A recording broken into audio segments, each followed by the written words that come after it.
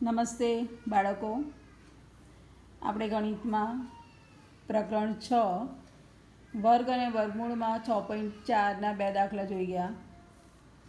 હવે પ્રશ્ન 3 છે, દશાંશ સંખ્યાઓનું વર્ગમૂળ ભાગાકારની રીતે શોધવું. હવે આમાં પણ આપણે પ્રશ્ન 1માં જોઈ ગયા એ પ્રમાણે પૂર્ણાંક સંખ્યાઓનું વર્ગમૂળ આપણે ભાગાકારની રીતે જે રીતે શોધીએ છીએ એ રીતે જ અહીં શોધવાનું છે.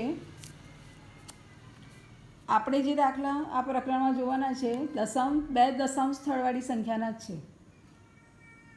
એટલે આપણે દશાંશ ચિહ્ન પછીની એક જોડી બનાવવાની અને દશાંશ ચિહ્ન પહેલાંની જે સંખ્યા છે એની એક જોડ બનાવવાની,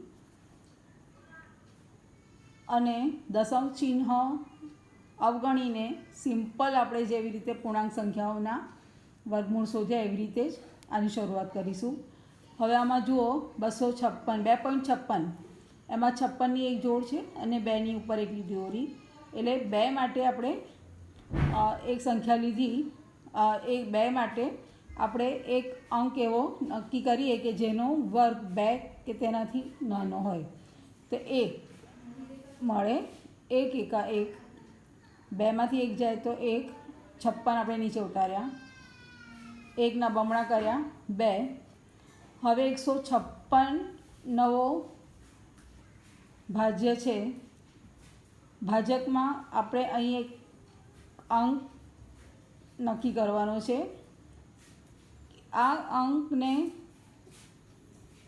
ઉમેરીને આ સંખ્યા બનતા નવા ભાજક વડે એ જ અંક વડે ગુણાકાર કરીએ તો આપણને અહીંની આ જે સંખ્યા છે તે મળવી જોઈએ.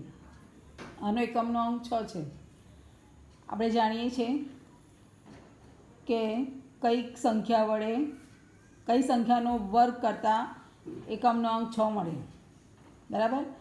4 લઈએ તો 24, 4 ચોકું 16 આવે, પણ 24 ચોક કરીએ તો 156 મળતા નથી. 4 ચોકું 16 અને વધી પડીએ 4 દુ 8 ને 1 9, એટલે આપણે અહીં 6 લીધા છે. 26 6 156 છે, એટલે આપણને ભાગફળમાં એક 6 મળ્યા.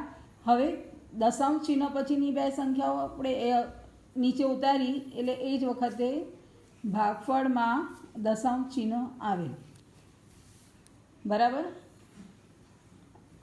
અને શેષ શૂન્ય છે.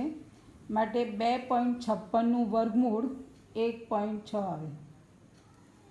એવી રીતે 51.84, દશાંશ ચિહ્ન પછી 2 અંક છે 84, એના ઉપર લીટી દોરી આપણે. 51 2 અંકની સંખ્યા છે, એના ઉપર લીટી દોરી. 51 માટે આપણે એવો અંક લેવાનો છે કે જેનો વર્ગ 51 અથવા એનાથી નાનો હોય. 47 49. 8નો વર્ગ 64 51 કરતાં વધી જાય છે, એટલે 8 આપણે લઈ શકીએ નહીં. 47 49, 51માંથી 49 જાય તો 2, અહીં 7ના બમણા કરીશું 14. હવે અહીં એક અંક આપણે એવો લેવાનો, ઉપરથી 84 ઉતાર્યા. હવે દશાંશ ચિહ્ન પછીના અંક આપણે નીચે ઉતાર્યા, ભાગાકારમાં કરીએ છીએ એવી રીતે, તો ભાગફળમાં દશાંશ ચિહ્ન આવે. હવે 284 આપણને નવું ભાજ્ય મળ્યું. અહીં આપણે એવો અંક લેવાનો છે કે જેને અહીં મૂક્યા પછી એ સંખ્યા વડે ગુણીએ તો આપણને 284 મળે. આપણે જાણીએ છીએ 2 ને 2 વડે ગુણીએ તો 4 મળે, એકમનો અંક 4 છે, બરાબર. અને 8 88 64, પણ 148 ગુણ્યા 8 કરીએ છીએ તો 284 આવતા નથી, એટલે આપણે અહીં 2 લીધા. 242 ગુણ્યા 2 284 થાય છે, એટલે આપણને ભાગફળમાં 2 આપણે મૂકીશું અને શેષ શૂન્ય છે, તો 51.84નું વર્ગમૂળ 7.2 મળે. આવી રીતે 42.25, 42 માટે છાયું 36, 6 શેષ વધી ઉપરથી ઉતાર્યા 25, એટલે 6 પછી આપણે દશાંશ ચિહ્ન મૂક્યું.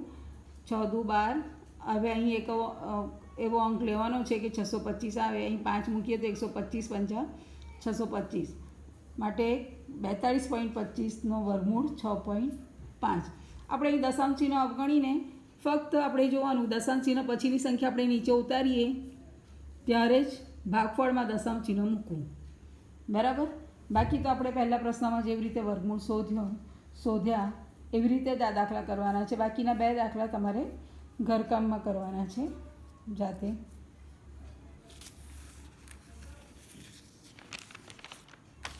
હવે પ્રશ્ન 4, નીચે આપેલી સંખ્યાઓ માટે એવી નાનામાં નાની સંખ્યા શોધો કે જેની આપેલ સંખ્યામાંથી બાદબાકી કરતાં મળતી નવી સંખ્યા પૂર્ણ વર્ગ હોય. ઉપરાંત આ નવી સંખ્યાનું વર્ગમૂળ પણ શોધો. હવે જો 402 આપણે પેર બનાવીએ, 2ની અને 1 4, છેલ્લા 2 અંક અને 4. 4 માટે આપણે એવો અંક નક્કી કરીશું કે જેનો વર્ગ 4 જેટલો હોય અથવા એનાથી નાનો હોય. તો 2 લઈએ, 2 દુ 4, અહીં 0 ઉપરથી 0 2 ઉતાર્યા, અહીં બમણા કર્યા 4, 0 2, 2નો 40થી ભાગ ચાલી શકે નહીં, 4થી ભાગ ચાલી ન શકે એટલે આપણે 0 ભાગ ના ચાલે એનો 0 મૂકીએ છીએ એટલે 40 ગુણ્યા 0 એટલે 0 જ આવે. અહીં 2 માઇનસ કરીએ તો શેષ 2 વધે. અહીં આપણે 40 આવ્યા. 402નું વર્ગમૂળ ભાગાકારની રીતે શોધતા કેટલી શેષ વધે છે? 2. 402માંથી કેટલા બાદ કરીએ? 2 બાદ કરીએ તો મળતી સંખ્યા પૂર્ણ વર્ગ હોય. કારણ કે 2 શેષ વધી છે એટલે આને બાદ કરીએ તો જે સંખ્યા મળે એ પૂર્ણ વર્ગ હોય. બરાબર? એટલે 402માંથી 2 બાદ કરીએ તો 400 મળે છે, પૂર્ણ વર્ગ સંખ્યા છે. એટલે 400નું વર્ગમૂળ 200. એટલે જવાબ શું આવે? 402માંથી નાનામાં નાની સંખ્યા 2 બાદ કરતાં પૂર્ણ વર્ગ સંખ્યા મળે.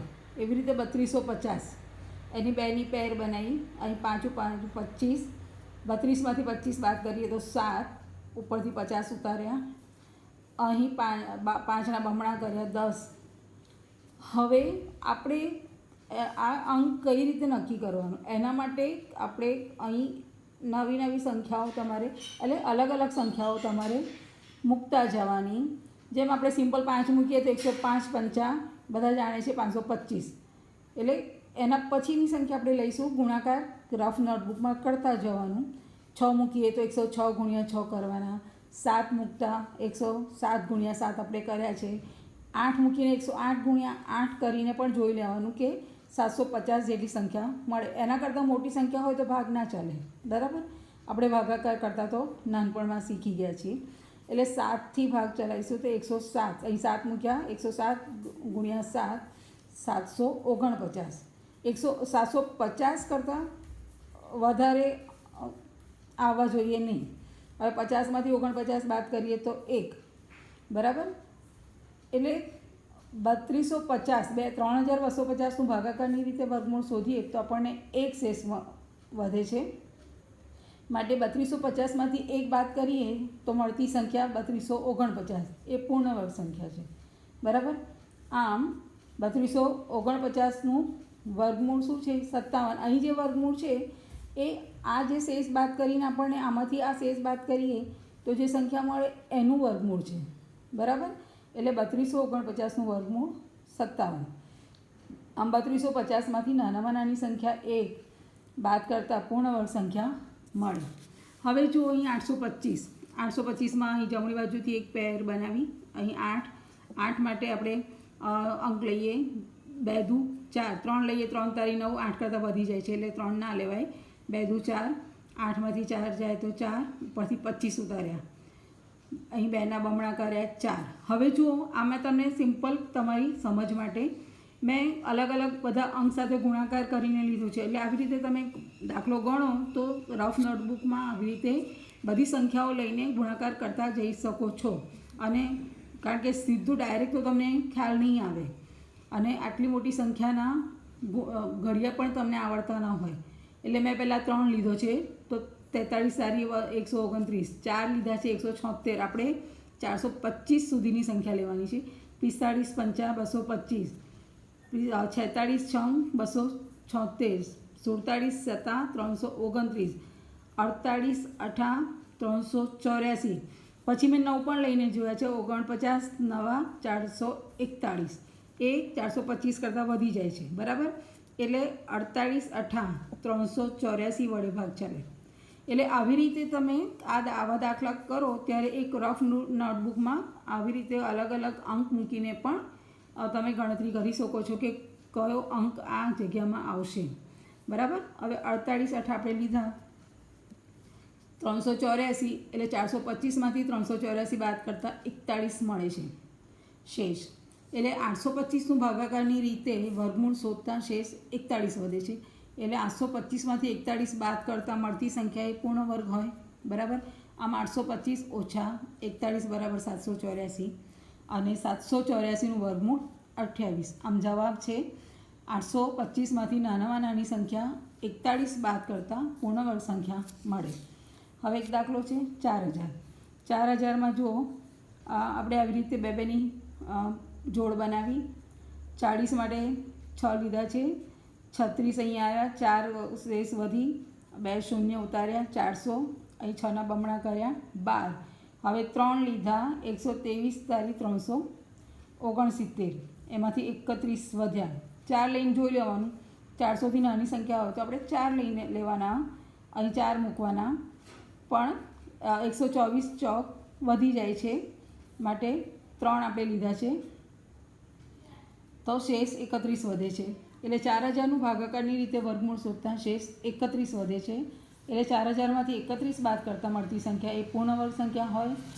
4000 ઓછા 31 બરાબર 3969. એટલે 3969નું વર્ગમૂળ બરાબર 63. એટલે આમ 4000માંથી નાનામાં નાની સંખ્યા 31 બાદ કરતાં પૂર્ણ વર્ગ સંખ્યા મળે. હવે બીજો દાખલો છે 1989. એનું વર્ગમૂળ તમારે જાતે શોધવાનું છે.